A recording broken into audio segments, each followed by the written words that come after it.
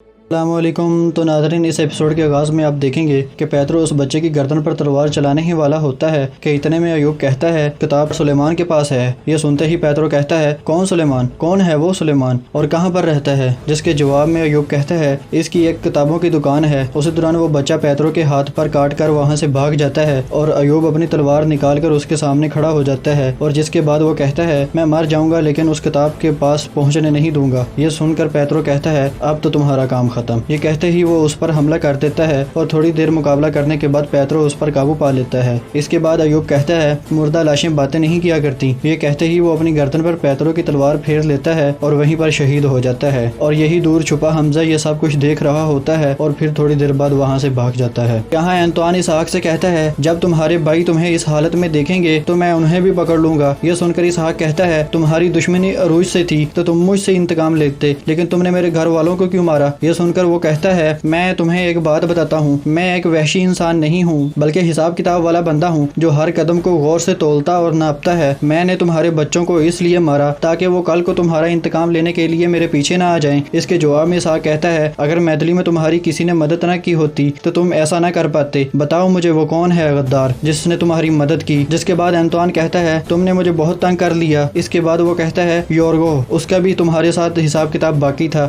اس لیے اس نے انتقام لینے کے لیے ہماری مدد کی۔ اس کے بعد وہ کہتا ہے کیا موت سے پہلے تمہاری کوئی آخری خواہش ہے؟ اگر کوئی خواہش ہے تو مجھے بتاؤ۔ اس کے بعد اسحاق کہتا ہے میری آخری خواہش صرف یہی ہے کہ میں تمہیں اور یورگو دونوں کو مار دوں۔ اور دوسری طرف تسمینا اس عورت کی باتوں میں آ کر ایزابل سے ملنے سرائے پہنچ جاتی ہے، جس کے بعد وہ اس عورت سے کہتی ہے تم باہر ہی رکو، اور وہ خود اندر چلی جاتی ہے۔ اندر جا کر وہ زور سے کہتی ہے ایزابل تم کہاں ہو؟ اسی وقت ایزابل اس کے پاس آ جاتی ہے اور کہتی ہے تم یہاں کیا کر رہی ہو؟ جس کے جواب میں تسمینا کہتی ہے اچھا تو تم مجھے جانتی ہو لیکن تم مجھے اچھی طرح نہیں جانتی۔ تمہیں لگتا ہے کہ تسمینا ایک آسان شکار ہے لیکن تم غلط ہو۔ یہ سن کر ایزابل کہتی ہے چلو بیٹھ کر بات کرتے ہیں۔ تسمینا کہتی ہے میں یہاں بیٹھنے اور باتیں کرنے نہیں آئی، تم بس میرے عروج سے دور رہو۔ ایزابل کو کافی باتیں سناتی ہے، جس کے بعد وہ باہر نکل آتی ہے اور باہر آتے ہی اس کے پیٹ میں درد شروع ہو جاتا ہے اور وہ چلانے لگ جاتی ہے۔ اسی وقت حکیمہ آ کر اسے پکڑ لیتی ہے اور اسی دوران ایزابل بھی وہاں پر آ جاتی ہے۔ اسے دیکھ کر حکیمہ کہتی ہے تم لوگوں نے اس کے ساتھ کیا کیا؟ یہ سن کر ایزابل کہتی ہے اچھا تو تم ہو اس سب کے پیچھے، فتنہ پھیلانے والی عورت، تم فتنہ پھیلانے سے کبھی باز نہ ہوگی۔ اس کے بعد وہ دونوں اسے سہارا دے کر آگے نکل جاتے ہیں، اور یہاں خضر اور نیکو اپنی کشتی میں سوار ہوتے ہیں اور خضر نماز ادا کر رہا ہوتا ہے۔ نماز کے بعد وہ دعا مانگنے لگتا ہے اور نیکو بھی ساتھ بیٹھ کر دعا مانگ رہا ہوتا ہے۔ دعا مانگنے کے بعد نیکو کہتا ہے ہوا کا رخ دوسری جانب ہو گیا ہے، ہم آگے نہیں بڑھ پا رہے۔ جس کے جواب میں خضر کہتا ہے تم نے کہا تھا اللہ ہمارے ساتھ ہے، اللہ سے دعا ہے کہ وہ ہمیں طاقت دے، چلو اب خود سے کوشش کرتے ہیں۔ اور یہاں ایک شخص بازار میں درویش سے ٹکراتا ہے اور پھر وہاں سے چلا جاتا ہے، اور جیسے ہی درویش دیکھتا ہے تو اس کا پرس اس کے پاس نہیں ہوتا، جس کے بعد وہ اس کا پیچھا کرنے لگ جاتا ہے۔ تھوڑی دیر پیچھا کرنے کے بعد وہ درویش اس کو پکڑ لیتا ہے، جس کے بعد وہ چور اپنا خنجر نکال لیتا ہے اور کہتا ہے اس پرس میں تو صرف تسبیح ہے، تم نے اس کے لیے میرا پیچھا کیا؟ جس کے بعد درویش اس پر حملہ کر کے اس پر قابو پا لیتا ہے اور پھر اپنی تسبیح اور پرس اٹھا کر کہتا ہے یہ تسبیح اہم نہیں لیکن اس پرس کے ساتھ میری کئی یادیں جڑی ہوئی ہیں۔ پھر درویش اس چور کو ایک سکہ دیتے ہوئے کہتا ہے اللہ تنگ دستوں کی مدد کرے۔ یہ کہتے ہوئے وہ وہاں سے چلا جاتا ہے اور وہ شخص حیرانگی کے ساتھ اسے دیکھ رہا ہوتا ہے، اور یہاں ایزابل کا والد ایک شخص سے باتیں کر رہا ہوتا ہے۔ اسی دوران پیترو بھی وہاں پر آ کر بیٹھ جاتا ہے۔ اسے دیکھ کر وہ شخص کہتا ہے جناب آپ کو دیکھ کر بہت خوشی ہوئی۔ جس کے بعد پیترو کہتا ہے ہمارے ساتھ غداری ہوئی ہے۔ یہ سن کر وہ شخص کہتا ہے ہم بھی اسی بارے میں بات کر رہے تھے جناب، ہم بھی اس حملے کے بارے میں بہت غصہ تھے۔ پھر وہ مزید باتیں کرتا ہے، جسے سن کر پیترو اسے خاموش کرواتے ہوئے کہتا ہے تمہارے نقلی غصے کی کوئی ضرورت نہیں، تم صرف پیسہ بانٹنے کے بعد غصہ ہوتے ہو، ہمارے اوپر حملہ کرنے والے ابھی تک واضح نہیں ہو سکے، اس لیے تم لوگ بھی اپنی آنکھیں کھلی رکھنا۔ اور آخر میں پیترو ایزابل کے والد سے کہتا ہے غداری کا جائزہ لینے کے لیے میں تمہیں ایک کام سونپتا ہوں۔ جس کے جواب میں وہ کہتا ہے جیسا آپ کا حکم جناب۔ ہاں حمزہ بھاگتے بھاگتے درویش سے آ کر ٹکرا جاتا ہے۔ یہ دیکھ کر درویش اس سے پوچھتا ہے تم نے ایسی کون سی شرارت کی ہے جو اتنے ڈرے ہوئے ہو؟ لیکن حمزہ بہت خوف زدہ ہوتا ہے اور کچھ نہیں بول پاتا، جس کے بعد وہ بچہ بے ہوش ہو جاتا ہے۔ یہ دیکھ کر درویش کہتا ہے تم نے کوئی شرارت نہیں کی بلکہ مسئلہ کچھ اور ہی ہے۔ پھر وہ اسے اٹھا کر وہاں سے چلا جاتا ہے، اور یہاں خضر اندازہ لگاتے ہوئے کہتا ہے میرے حساب سے یہ وہی جگہ ہے، اب ہمیں ساحل پر اترنے کے لیے کوئی جگہ تلاش کرنی ہوگی۔ جس کے بعد خضر کہتا ہے یہاں تو کوئی بھی نہیں دکھائی دے رہا بھائی، ایسا لگتا ہے جیسے وہ چھپ کر ہمارا انتظار کر رہے ہوں۔ اور یہاں عروج بابا کی کشتی میں ایک شخص اندازہ لگاتے ہوئے کہتا ہے فجر سے پہلے ہم منزل تک پہنچ جائیں گے۔ یہ سن کر حروزو کہتا ہے کیا یہ پیش گوئی ہے یا کوئی ہنسوں کا کام؟ جس کے جواب میں وہ کہتا ہے یہ خاص علم ہے، میرے پروردگار نے مجھے اس کام کے لیے منتخب کیا۔ یہ سن کر عروج بابا کہتے ہیں یہ اچھی بات ہے کہ ہم فجر سے پہلے وہاں پر پہنچ جائیں گے، ہر کوئی اپنی تلوار تلواریں تیز کر لے اور اپنی بندوقیں بھی بھر لے۔ اور یہاں نیکو اور خضر ایک جگہ پر پہنچ جاتے ہیں۔ خضر کہتا ہے یہ کشتی چھپانے کے لیے اچھی جگہ ہے نیکو، یہاں بہت سی غاریں ہیں اور بہت سی جگہ بھی، لیکن پہلے ہم ایک ایک کر کے تمام غاروں سے گزریں گے اور ہمیں درکار مواد تلاش کریں گے۔ یہ سن کر نیکو کہتا ہے کس قسم کا مواد بھائی؟ اندر لگائی جانے والی گھات کو ناکام بنانے کے لیے کچھ بھی۔ ہاں زینب حمزہ کا علاج کر رہی ہوتی ہے اور درویش بھی وہیں پر موجود ہوتا ہے۔ زینب کہتی ہے ایک اور بچے کو اس کے باپ سے جدا کر دیا گیا درویش بابا۔ یہ سن کر درویش کہتا ہے بات کچھ اور ہی ہے بیٹا، اس کے چہرے پر اتنا خوف تھا کہ ہم اندازہ بھی نہیں لگا سکتے۔ پھر درویش کہتا ہے تمہاری طبیعت بھی ٹھیک نہیں لگ رہی۔ پھر زینب اسے سارا قصہ سنا دیتی ہے کہ وہ کلمنوس گئی اور وہاں پر کیا کیا واقعہ پیش آیا۔ اس کے بعد درویش زینب سے پوچھتا ہے کیا تمہیں پتہ چلا کہ اصل معاملے کی حقیقت کیا ہے؟ جس کے جواب میں زینب کہتی ہے لوہار نے شہزادے مراد کو اغوا کرنے کی کوشش کی۔ یہ سن کر درویش سوچ میں پڑ جاتا ہے اور پھر وہ پوچھتا ہے کیا تمہیں پتہ چلا کہ اس لوہار کا کیا نام ہے؟ جس کے جواب میں زینب کہتی ہے خضر۔ یہ سن کر درویش کھڑا ہو جاتا ہے اور کہتا ہے کیا تم مجھے دوبارہ تفصیل سے بتا سکتی ہو کہ وہاں پر کیا کیا ہوا؟ اور یہاں حکیمہ دسمینہ کا علاج کر رہی ہوتی ہے، جس کے بعد ایزابل اس سے پوچھتی ہے کہ اب اس کی حالت کیسی ہے؟ جواب دو مجھے، عروج یہاں پر نہیں ہے، اس کا مطلب کہ یہ میری ذمہ داری ہے۔ یہ سن کر وہ عورت کہتی ہے دسمینہ ماں بننے والی ہے لیکن اس بچے کو اب ضائع کرنا ہوگا۔ یہ سن کر ایزابل غصے سے کہتی ہے تمہیں پتہ ہے کہ تم بابا عروج کے بچے کا بول رہی ہو؟ جس کے جواب میں وہ کہتی ہے میں جانتی ہوں کہ میں کیا کہہ رہی ہوں، دسمینہ کا بہت خون بہہ گیا ہے، اب ماں اور بچے میں سے کوئی ایک ہی بچ سکتا ہے۔ اور یہاں عروج اور اس کے سپاہی ایک جگہ پر پہنچ جاتے ہیں جہاں پر دو ڈاکو بیٹھ کر باتیں کر رہے ہوتے ہیں اور پھر وہ ان پر حملہ کر کے ان کو ختم کر دیتے ہیں۔ جس کے بعد الیاس عروج سے کہتا ہے کیا آغا رئیس وہ ہمارا انتظار نہیں کر رہے تھے؟ زیادہ گشت کرتے ہوئے سپاہی بھی نظر نہیں آ رہے۔ جس کے جواب میں عروج کہتا ہے مجھے لگتا ہے کہ انہوں نے کوئی جال بچھایا ہوا ہے۔ اور دوسری طرف حکیمہ بچے کو گرانے کے لیے ایک دعا تیار کر کے لاتی ہے اور جیسے ہی دسمینہ کو پلانے لگتی ہے تو دسمینہ اسے گرا دیتی ہے اور کہتی ہے قاتلو تم لوگ کیا سمجھتے ہو، میں تمہاری ارادے نہیں سمجھ سکتی، دفع ہو جاؤ یہاں سے۔ اور یہاں پیترو کے پاس ایک شخص آ کر کہتا ہے کلمنوس سے خبر آئی ہے جناب، آپ جس لڑکی کو ڈھونڈ رہے ہیں وہ سکندریہ کے ایک یتیم خانے میں ہے اور اس کا نام زینب ہے۔ ویشی یتیم خانے سے جاتے ہوئے حمزہ سے کہتے ہیں پہلے اللہ اور پھر تم زینب کے حوالے ہو۔ وہیں چھپا پیترو بھی ان کو دیکھ رہا ہوتا ہے، میرے ساتھ کوئی کھیل کھیل رہا ہے ڈیگو، یہ کیسے ہو سکتا ہے کہ حمزہ اور وہ لڑکی ایک ہی جگہ پر ہوں؟ خضر اور نیکو ایک غار کے قریب آتے ہیں جہاں بڑی تعداد میں چمگادڑ ہوتی ہیں۔ یہ دیکھ کر خضر کہتا ہے ہمیں جس چیز کی تلاش تھی نیکو وہ ہمیں مل گئی۔ پھر وہ اسے کچھ دیتے ہوئے کہتا ہے اب ہماری راہیں جدا ہوتی ہیں، کیا یہ تم کر سکتے ہو؟ نیکو کہتا ہے تمہارے اور اسحاق آغا کے لیے میں کچھ بھی کر سکتا ہوں۔ اس کے بعد خضر وہاں سے چلا جاتا ہے اور اس کے سپاہی ایک جگہ پر پہنچ جاتے ہیں جہاں اسحاق آغا کو باندھ کر رکھا ہوتا ہے۔ یہ دیکھ کر وہ اس کے قریب چلے جاتے ہیں، اسی دوران لٹیرے بھی انہیں چاروں طرف سے گھیر لیتے ہیں۔ جس کے بعد انطوان بھی وہاں پر آ جاتا ہے اور کہتا ہے اس طرح کی لاپرواہی کر کے تم سمندر کے سلطان نہیں بن سکتے عروج، جس طرح تم نے میرے بھائی کو مار کر لٹکایا تھا اسی طرح تم اپنے بھائی کو مرتا ہوا بھی دیکھو گے۔ اسی دوران دو لٹیرے خضر کو پکڑ کر وہاں پر لاتے ہیں اور خضر چلا رہا ہوتا ہے، اس کی آواز سن کر نیکو کہتا ہے اشارہ مل گیا۔ یہاں الیاس عروج سے کہتا ہے اب کیا ہوگا بھائی؟ انطوان خضر سے پوچھتا ہے تم کون ہو؟ جس کے جواب میں عروج کہتا ہے یہ میرا سپاہی ہے اور آہستہ آواز میں کہتا ہے مت بتانا، لیکن خضر پھر بھی بتا دیتا ہے کہ میں یعقوب آغا کا بیٹا ہوں، اسحاق الیاس اور عروج کا بھائی۔ یہ سن کر انطوان اور بھی خوش ہو جاتا ہے اور انطوان کہتا ہے تو تم ہو خضر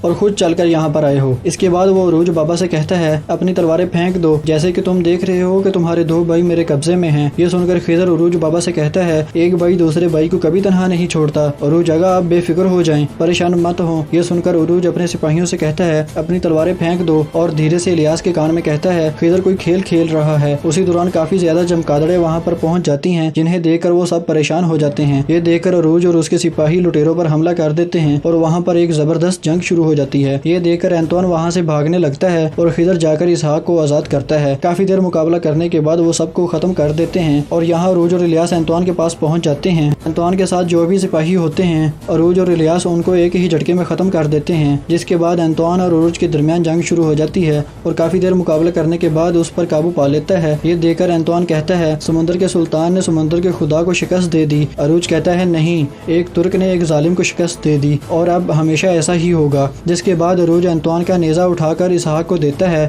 اور اسحاق انطوان کے قریب آ جاتا ہے۔ اس کے بعد اسحاق اس لمحے کو یاد کرتا ہے جب انطوان نے اس کے تمام گھر والوں کو قتل کر دیا تھا۔ اس خیال کے بعد اسحاق اس کے سینے میں نیزہ گھونپ دیتا ہے اور کہتا ہے جہنم میں جاؤ۔ جس کے بعد انطوان پہاڑی سے نیچے سمندر میں گر جاتا ہے اور اسحاق لڑکھڑاتا ہے تو اس کے بھائی اس کو سنبھال لیتے ہیں۔ تو ناظرین اسی کے ساتھ آج کی ایپیسوڈ کا اختتام ہوتا ہے۔ اگر آپ لوگوں کو ہماری یہ ویڈیو اچھی لگی تو پلیز میرے چینل کو سبسکرائب کریں اور اس ویڈیو کو لائک کریں اور ساتھ لگے بیل آئیکن کو بھی لازمی پریس کریں اور اپنی رائے کو کمنٹ باکس میں اظہار کریں۔